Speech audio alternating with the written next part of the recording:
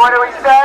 Level 99 is here to stay. When they post our jobs, what do we say? Level 99 is here to stay.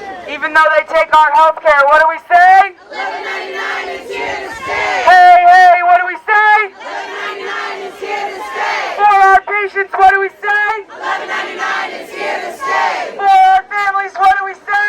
Level 99 is here to stay. And everywhere we go, Everywhere we go, people want to know people want to know who we are. who we are. So we tell them, So we tell them we are the workers. we are the workers. Butler Hospital. Butler Hospital. And we'll keep fighting We'll keep fighting until we win. until we win.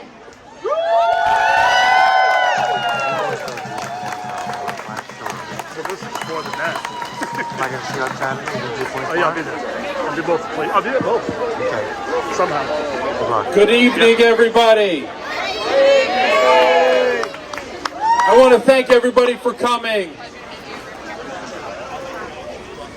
Today marks a significant moment in our strike, in our lockout, in our unfair labor practice strike with Butler Hospital. Nearly a week ago, Butler Hospital announced that they were seeking permanent replacements.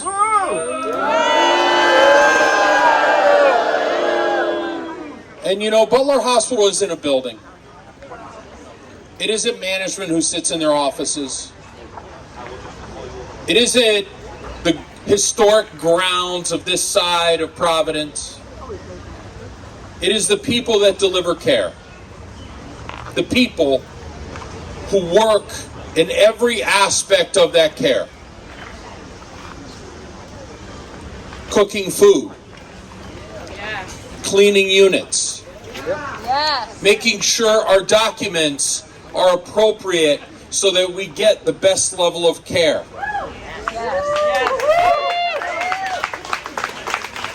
To the folks on the units who help people in the most challenging of moments in their lives.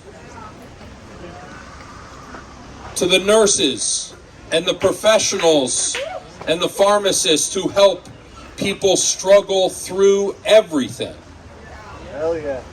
It is those people that deliver the care that are Butler Hospital.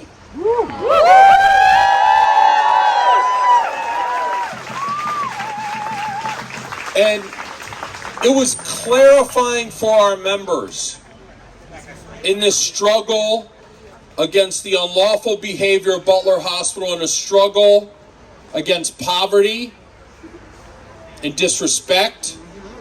It was clarifying to know that management of Care New England did not value their contribution to that care. Think about that for a moment.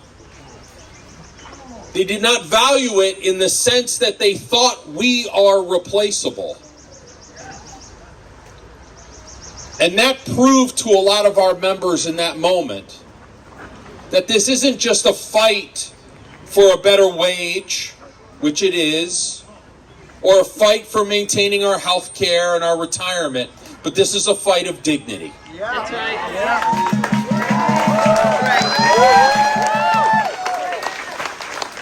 Dignity not only for the caregiver, but for those we serve. Because it is a fight to make sure that when we save a life, no matter how we save it, we are paid the due respect and affordability of a decent day's work for a decent day's wage.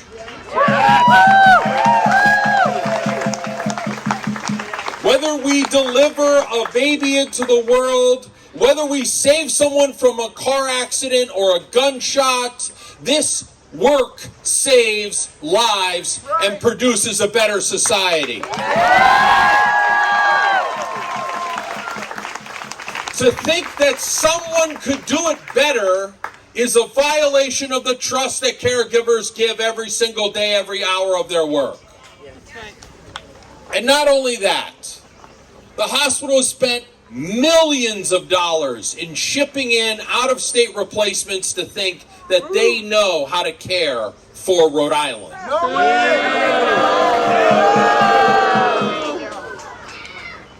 And this moment, today we're going to hear from faith leaders, from members, from family members, from individuals around our state, in the sense of this is a clarifying moment of purpose.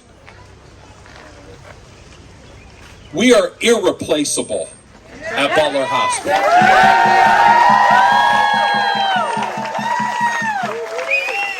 If Butler Hospital thinks that they can go out and find better caregivers, I think they are sorely mistaken, because the people on this picket line, the people that have sacrificed with their families, are the best kind of people to care for all of us.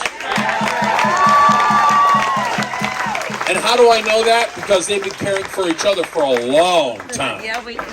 Not just here out on the picket line, but they've been caring every day for each other and our patients in that hospital when they've been short-staffed, when they've been underpaid, when they haven't been given the dignity in the heart of COVID to be even given a mask. That's right.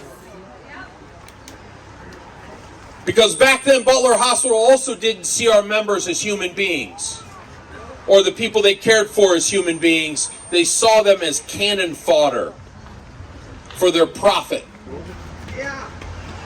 Care New England, if you have a heart, you will sign the collective bargaining agreement we proposed last week and give our members a decent contract. Stop wasting the public's time. Stop wasting our members' time.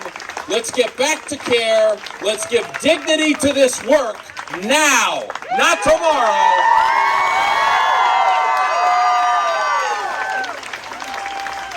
Now. So with that, I'd like to introduce one of our first speakers this evening, a person that I've gotten to know and has given a lot of heart and a lot of emotional support to our members on this picket line.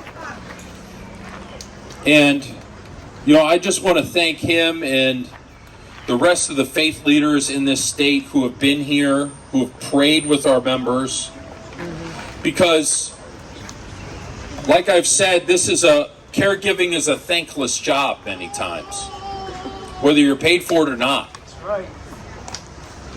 And to fill your soul is a big part of being able to keep going. And that is a real thing. So, Rabbi, please, thank you.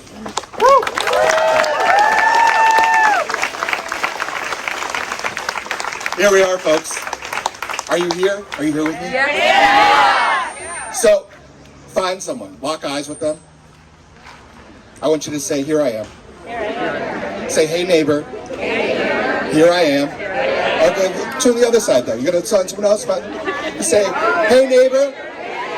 Here I am. I'm here with you. And I'm going to be here with you. Until we get a fair contract. I've been coming out here to this line with y'all for a month. Over a month. Let me tell you, it's been hot. It's been rainy. And you know what? I'm tired. Are you tired? And we see the sun starting to set now. And maybe we feel a little bit like crying because it's been so long. It's been so damn long. Has it been a long time for you too? Yes. It's been so long. But I come from a tradition that says that even though weeping may tarry for the night, what happens? In the morning. Joy cometh in the morning. So even though tonight we may be in tears because we haven't got a fair contract yet, tomorrow what happens? Joy cometh in the morning. That's it. You know, a month ago you walked out. That's an amazing thing. You were under Pharaoh's thumb and you said no more. No more. No more. You were under Pharaoh's thumb and you said what? No more. And today you're still saying it. No more. No more. No more. But you know, it's not so easy. When we walk out of Egypt, we find ourselves in the wilderness. And that's where we are right now. And it's hard to be in the wilderness. I'm tired. Virgil's been cooking for us for a month now. He's tired. He's really tired. I'm tired.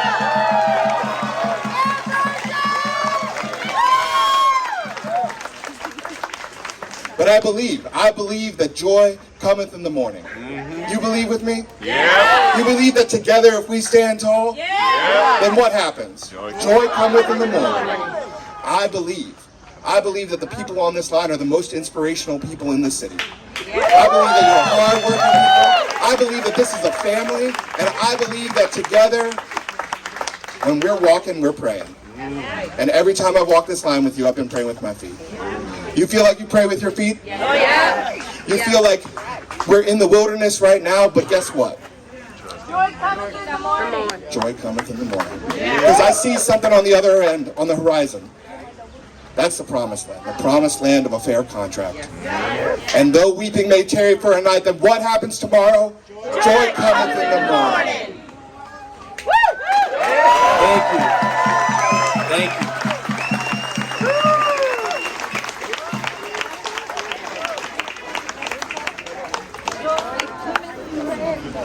I'd like to introduce Mary Katherine Duffy to say a few words. Good evening, everyone, and please show me some grace. This is not my forte. As Jesse was kind enough to say, my name is Mary Katherine Duffy. I am a social service clinician here at Butler Hospital. I've been here since January of 2007. But you can't hear me? Oh, I'm talking rating. Can you hear me now? Oh, yeah. All right. That's what I want to do. Mine and my family's journey started here when I was approximately 3 years old. My mom, who is here with us tonight, along with my aunt, who's been a major support, and a best friend, and another best friend I'm talking about, who is also a former employee of Butler. We started this journey many years ago. My mom has struggled with mental illness her entire adult life, and probably earlier than that. And she's brave enough to be here and let me talk about that tonight, so I appreciate that.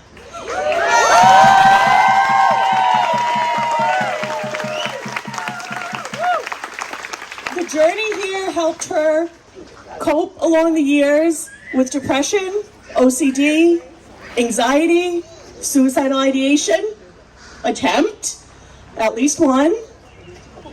And Butler was here to help our family step up, support, and get our needs met, especially my mom's. That journey never ends for somebody who struggles with chronic mental health issues. That continues. And to have a place of consistency and love that will help follow that along is what helps our community and our individuals survive. There are some of you in this crowd here who have worked with my mom and have helped her and who have supported me along that road. There are also doctors in there right now who I'll be eternally grateful for because they've also provided that support, which makes this extra difficult being out here because we need that. I've needed that. My family's needed that. I've had friends that have needed that. Without Butler Hospital being here to support our community with the devotion that all of us here have from every level, from doctors to mental health workers, to nurses, to social workers, to dietary, to housekeeping, to medical records, and if I've forgotten any discipline, please forgive me. We are all an integral part because these patients would not make it without every one of our help.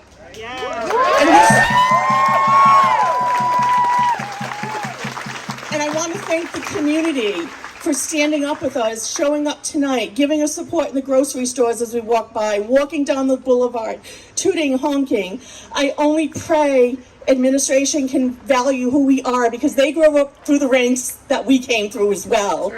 So I'm not quite sure where that divide has come, but right now I could say a million different things. I don't want to take up too much time, but I know the importance that every one of us makes here at Butler Hospital and what our patients mean to us. That's the most difficult thing, is knowing that we're not there. Butler is a community, is a safety net for so many in our community for so many different reasons. from needing a place to know that someone's going to take care of their food and their housing, and that's not why we should be here, because they have other issues that have led them to that place in life. And we will be there to build them up, and we will be back in there. I believe that. So thank you. Everybody stay strong. Go 1199. Thank you so much. Next to speak is Saidric.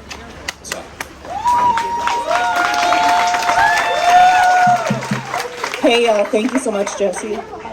Most of you don't know me. Can everyone hear me? Yeah. Cool. Most of you don't know me. My name is Saidric. I'm a clinical social worker, and I became involved with 1199 last year when my colleagues and I formed our union at a tiny nonprofit here in Providence called Youth Pride, Inc. Youth Pride is an organization that offers weekly programming, a drop-in center, and wraparound services to LGBTQ+ and under-resourced youth. So I have some personal experience with the devastating impacts of union busting. You all know as well as I do that worker solidarity threatens bosses' egos. My colleagues and I fought for our contract through a very hostile work environment, and a few of us, myself included, were forced out of our positions, threatened, and defamed. Through that struggle, I have seen firsthand that even under extreme duress and in the face of serious personal loss, care workers like us are willing to go to great lengths to care for our clients. Having spoken to some of you on the picket lines, I know that the Butler staff have worked tirelessly through impossible conditions for 5, 10, 25 years, some of you. I know that in all that time, this is the first workers' strike that many of you have experienced, and I know you did not vote for this lightly. The decision you made as a union is evidence of your dedication to your work. You know that the way things were going was unsustainable, and you believe that in the impact and importance of the labor you perform. So do I. I've seen firsthand how care at Butler can turn a person's life around. I've sat in intakes with clients going through the worst days of their life. And I've seen Butler staff approach these individuals with seasoned care that makes the clients feel safe and seen. I've watched as clients leave inpatient stays here with a renewed sense of self, stronger and one step closer to the lives that they want. Much of my experience is with LGBTQ youth. Many of you know that right now, this country is an extremely inhospitable place for the queer community, especially for young people. Rhode Island is one of the states that stands up for LGBTQ+ rights, and facilities like Butler play a large role in that. That's right. Butler offers affirming, respectful, and supportive care that considers the needs of the diverse clients they serve. And it's not just minoritized populations who rely on Butler's care. More and more of us are feeling the stress and despair in the face of the rising cost of living. And Butler's dedicated staff are working hard to meet the growing demand for mental health support. As Butler hospital staff work to care for the public through this rise in inequality, staff are suffering that same inequality. Everyone deserves safe working conditions, an income that allows them to access basic needs, but we are living through a widespread devaluation and disenfranchisement of the working class. Here at Butler Hospital, unfortunately across the country, we're seeing over 1 million workers injured on the job annually. I know from personal experience how hard it is to advocate in a hostile work environment. Companies are manufacturing conditions in which workers can barely survive, let alone fight for fair pay and safe workplaces. But we mustn't lose sight of the fact that our labor is what truly keeps the cogs of the machine turning. That's right. Yes, and even when it feels impossibly hard, we are the ones with the power and responsibility to fight back. It is heartening to see workers negotiating to close wage gaps and insisting on the value of our labor and our right to respect and dignity, Workers standing in solidarity are fighting not only for themselves, but for the betterment of this entire country. As we push the wave of union power, one workplace at a time. That's right. So as I begin my career as a clinical therapist, I know from my experience firsthand that supporting one person's mental health and well-being can spread outward as that person gains the capacity to pay that care forward and support people within their own community. Each step that the Butler workers take on that picket line and each patient they treat with their invaluable expertise and empathy causes a ripple effect. Never doubt the enormous and exponential impact every one of your actions has.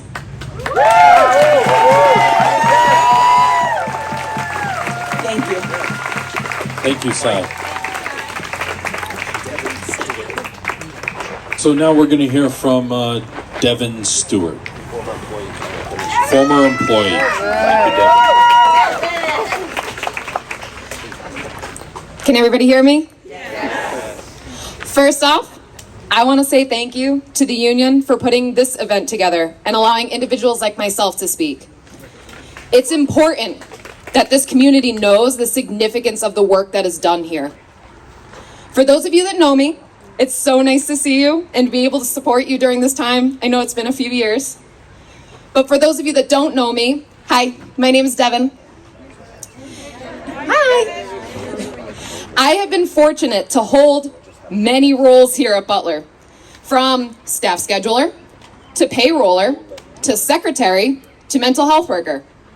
However, I am not the only one in my family that has held an important role here. First, my mom worked here as a highly regarded occupational therapist.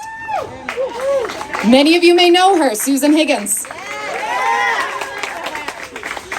What contributed to my mother's legacy was my dog, the lovable pet therapy Bridget, the pug. She was well known among the halls at this hospital. However, the most important role one of my family members has played here is patient. My brother was a patient here multiple times as both an adolescent and an adult. Jay treated him on the CITU back when that unit was here. As a youth, he was experiencing severe behavioral issues and was later diagnosed with bipolar disorder with psychotic features.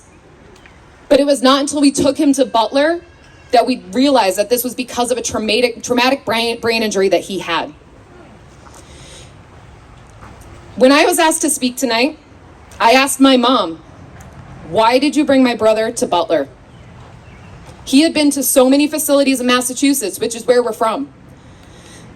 As a parent and somebody that works in the mental health field, she had high standards when it came to her son's care, and Butler surpassed all of those standards.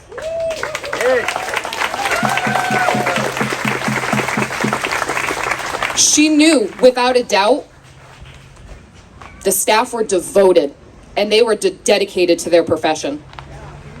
She knew the treatment he was getting. She knew the groups that were being held.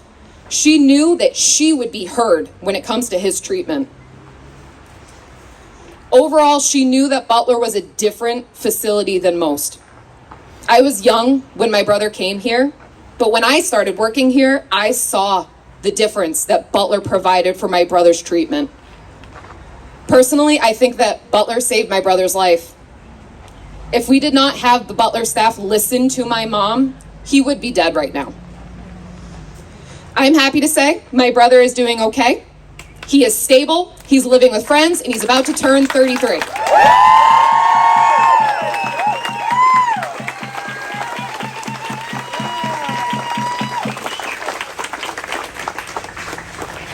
Having been on both sides as a staff member and a family member of a patient, I've had a very difficult time putting my feelings into word of when it comes to Butler's current state. Butler Hospital has a legacy. It is the oldest hospital in Rhode Island. It is the first psychiatric facility in Rhode Island. I used to brag about that in all my psych classes in college. Because of its reputation, everybody wanted to work here. They were turning people away. And now they have over 100 vacancies. Why? Why do they have over 100 vacancies for a place 10 years ago people were fighting to work here? When you treat healthcare like a business, when you are more concerned about the money coming in rather than the people taking care of your patients, your loved ones. When you bring in staff that don't know Butler's history. When units are unsafe and don't have adequate staffing, it's not just the company of Butler that suffers. The patients suffer. The person that is in need of a safe haven suffers. The person that finally agreed to explore treatment suffers. The family that once took comfort in knowing they could send their loved one to Butler suffers. All of us suffer. It doesn't need to be this way. Butler Hospital has been a long, vital resource for thousands of Rhode Islanders and Massachusetts since. Now more than ever, it's time to stand with the dedicated staff who show up every day, putting their safety and well-being on the line to care for others. For my family and for so many others, Butler is a part of our story. We urge leadership, recognize the humanity of its workforce, and return to the values that made Butler a place of healing and hope.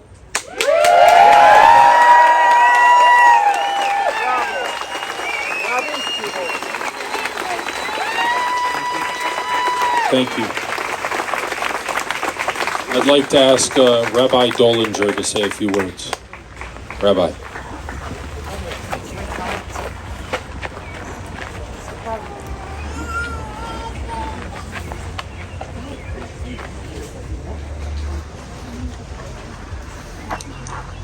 Hi, everyone. My name's Barry. I'm the president of the board of rabbis of Greater Rhode Island. So I'll quote the Bible. Few cheers for the Bible. Louder? All right, there we go. It says in Deuteronomy 24, "You shall not abuse a needy laborer." Oh.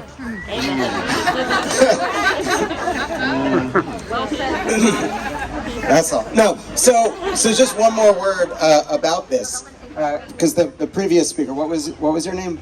Devin. Devin had it right. This is a community resource. This does not exist for the profit of those that make money from it. Butler Hospital exists to care for our family members, our community members, so that our well-being is paramount. You, the workers, don't deserve to be divided and extorted. You deserve to be honored and paid a fair wage.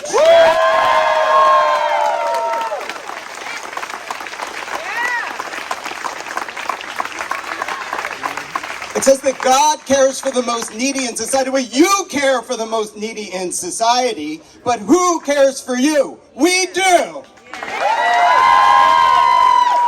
And so I see so many here from different faiths, people here tonight to say, you are not alone. This is not you versus management. This is all of us, Rhode Island and those whatever you call the Massachusetts, all of us, because we all need Butler.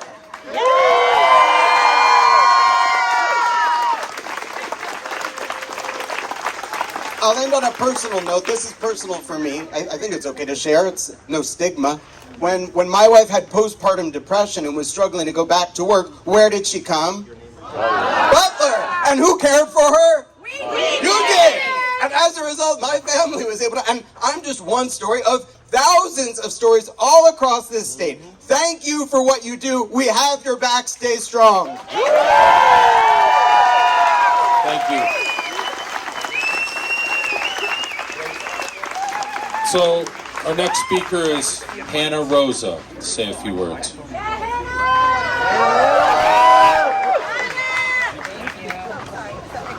Hi, everybody. For those of you who don't know me, I'm Hannah, as Jesse said. I'm a registered nurse on Riverview 3, an intensive treatment unit. I've worked at the hospital for 17 years, but that's not where my relationship with the hospital began. My first encounter with Butler was as a child, visiting my father when he was receiving treatment for bipolar disorder. In fact, my brother Caleb took his first steps on Delmonico 4 in 1985. Butler saved my dad's life again in 1996 and in 2009. His brother, my Uncle Peter, unfortunately lost his battle with depression, dying by suicide in his 30s. These are some of the many reasons I am so passionate about the work I do. And as you can tell from the words shared before mine, my story is not unique. I don't think it's presumptuous to say that we have all been touched by mental illness.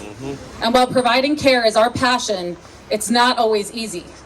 In order to care for our patients, staff at Butler need to also care for ourselves. That's why we're standing up, to have adequate resources that allow us to continue providing care to the patients we serve. I am immeasurably grateful to our 1199 members for the resolve during this difficult time, to our community and political leaders for their ongoing support, and to our fearless delegates and organizers for their incredibly hard work and representation. We see you and we appreciate being seen. Thank you. Thank you, Hannah. I'd like to introduce Reverend Sutherland to say a few words. Hello, everyone. I'm amazed to see so many tonight. It's very encouraging. My name is Mark Sutherland. I'm the rector of St. Martin's Episcopal Church, just down at the end of the boulevard there. But I'm also here tonight as a representative for the Rhode Island Council of Churches. We can't let our Jewish rabbi friends hog all the limelight. But let me say that I am so privileged to work with these wonderful rabbi colleagues. We've heard some personal stories tonight. I'm here because I'm not just a representative of a faith community that commits itself to stand in solidarity with you in defense of the dignity of your work. I'm here because also I was for 17 years a mental health chaplain. I understand from what I think it was Devin said that Butler is the oldest hospital in Rhode Island. The hospital where I worked in London is the oldest institution in the world dedicated to the alleviation of mental distress. It was founded in 1247. Much of my work as a hospital chaplain, of course, was with the patients. But perhaps the most rewarding part of my work was with the staff. To arrive on the ward and to know that I was the right person arriving at the right time to encounter someone who was at the edge of their tolerance. This work is so hard. Part of what makes it hard is mental health is always understaffed. Whether it's here or London or anywhere else, mental health is always the Cinderella of healthcare. And so those of you who work in the mental health system are subjected to stresses and pressures that other areas of healthcare don't experience. I understand that one of the issues that has propelled you to come out on strike has been the dangerous levels of staffing. Understaffing on a psychiatric ward is dangerous, not just for the patients, but for the staff. I know what that's like, and I'm here to stand and say I'm with you in support of your protest.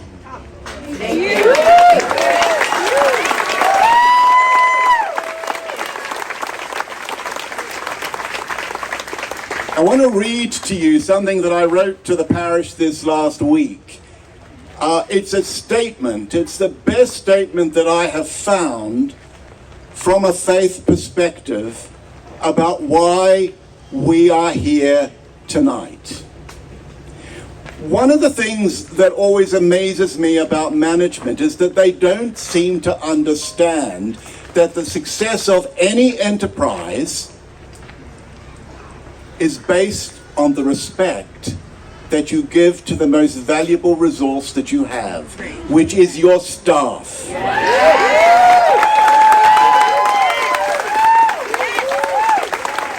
I understand that Care New England needs to make a profit. I understand that. But you will not make a profit if you don't work in cooperation and give respect to the very people that will enable you to make that profit.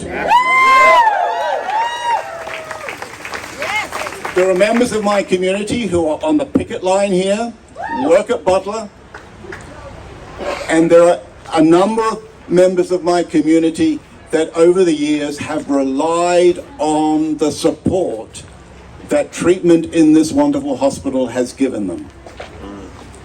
So what I want to do is just finish by reading to you this statement.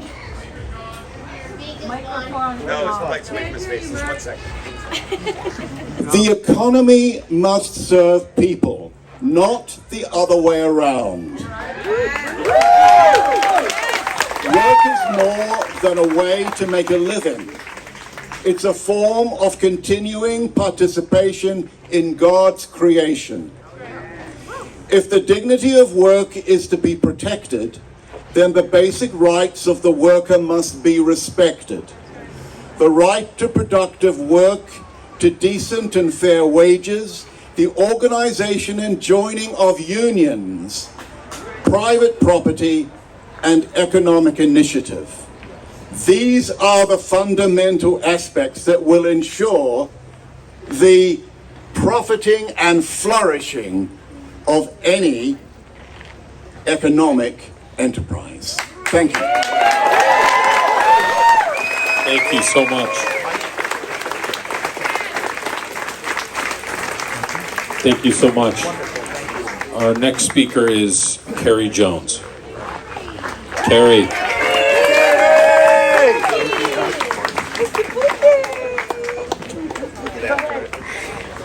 Good evening, everyone. The opportunity to share this tonight is valued and very appreciated. My name is Carrie Jones. I'm a registered nurse on R2 here at Butler Hospital. R2, baby! Although I have only been at Butler Hospital for a little under a year, Butler has become my home and my coworkers have become my second family.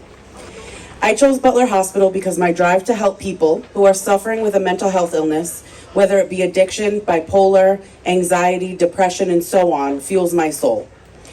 Seeing a patient emerge from a crisis, regain well-being, and work toward a more fulfilling life is incredibly rewarding. Psychiatric nursing is not just a job, it's a calling. Yes. I lost my spot, Jay. Sorry. All right. You got it. Okay, whatever. Being a part of this field and playing a role in supporting individuals on their journey to mental well-being is a point of pride. Psychiatric nursing provides the privilege of meeting people during their most challenging moments, offering support and assisting them in navigating the complexities of their mental health journey. Butler Hospital and our staff is a staple in our community. It is the only hospital in the state focused on mental health and solely on mental health.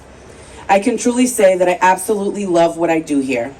There's something about advocating for our patients and helping helping our community know it is okay to not be okay. Working alongside my Butler family, which includes my fellow nurses, mental health workers, CODAs, housekeeping, dietary, secretaries, social workers, and other professionals, make it that much easier for me to know that I've chosen the right profession. Despite the difficulties we face on a daily basis, we show up because we care, because we pride ourselves in breaking the stigma held against mental health, which, seeing how we are undervalued by management, is a point in itself. This strike is much more than wages and staffing. We should be valued the same way we value our patients. Yes. There was a point in time a couple of years ago, I had a very personal struggle with mental health crisis. My son, who had just graduated high school, came to me and stated, "I do not want to live anymore." Now, as most of you can imagine, that broke my whole entire soul. My heart in human form was facing something I wouldn't wish upon anyone. He was extremely depressed and felt so hopeless that he felt the only way out was to hang himself off a bridge. It was then that I put my personal faith in Butler Hospital and we sought help. I'm happy to say Butler saved my son's life. He's here with me today, thriving.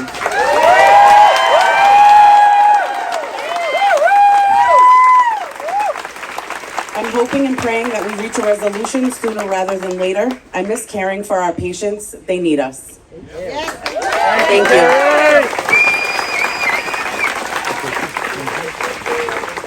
Thank you, Carrie. Last we have Reverend Scovani. That's right. All right. Great. Good evening, family. Buenas noches, familia. Estamos aquí. We're here tonight to pray for a fair contract for the workers of Butler, para orar para un contrato justo para todos los trabajadores de ese hospital. Y juntamos en oración. We come together in prayer for everyone who is impacted by this hospital and by these workers, por todos que están impactados por ese hospital y esos obreros aquí y todos que trabajan en nuestro sistema de salud. For everyone who works in our healthcare system who also deserves justice, quien también merece justicia. I am a healthcare chaplain. Yo soy capellana del sistema de salud. Trabajo con niños. I work with children and I know how important our hospitals are. Yo conozco lo cual importante nuestros hospitales son en esta comunidad para cuidar nuestras familias. To care for our families, we need mental health care. Necesitamos un sistema justo para todos. Dios, por favor, venga a nosotros. God, please come to us.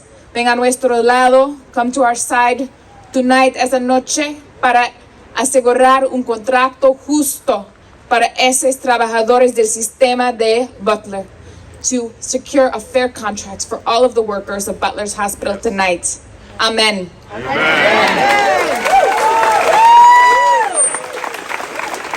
Thank you so much. You know, this has been quite a powerful number of speakers, and there's one more that has been moved to say a few words. So, and then afterwards, what I think would be quite powerful is for us to have a moment of silence. And you know, I'm proud to say we ran out of glow sticks because of the turnout. So if you have a phone and a flashlight or some form of illumination, I'd like to do a moment of silence after this next speaker to recognize just all the connectedness. Butler Hospital lights up the world. So our last to speak is Ada. Hello. Tracy McCusker, if you're in the crowd, we got Elijah up here. Come on, Ada. Hello, my name is Ada. I didn't really plan on speaking, but I think I kind of knew I was going to if I got a chance, if I came here. I was a patient here when I was 13, 3 times. I was severely suicidal. I tried to kill myself, and I don't bring that up a lot because I've moved past it. It's not who I am anymore. But I think it's kind of relevant because the people at Butler saved my life. And they showed me care, respect, dignity, things that they need to be shown too in their work.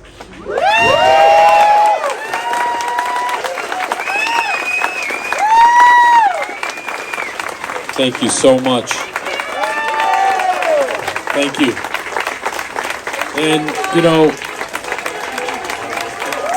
that's really brave. And I would say that the moment we have right now, tonight, and the movement that Butler Hospital workers are making at this moment is beyond just ourselves. It's for the dignity of everybody we care for, everybody in our community. And like so many people have said today, And every day of this strike, we're going to last one day longer. Yeah.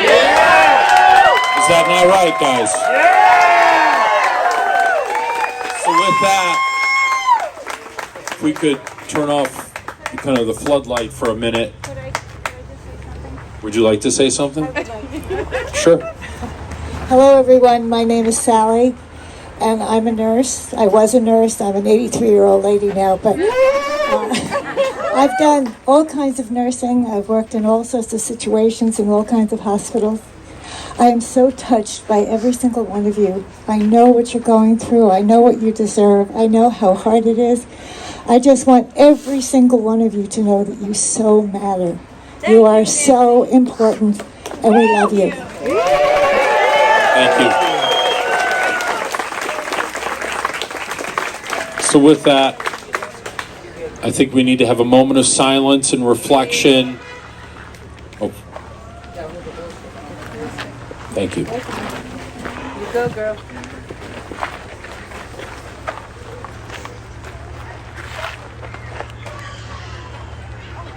Come on, Shane.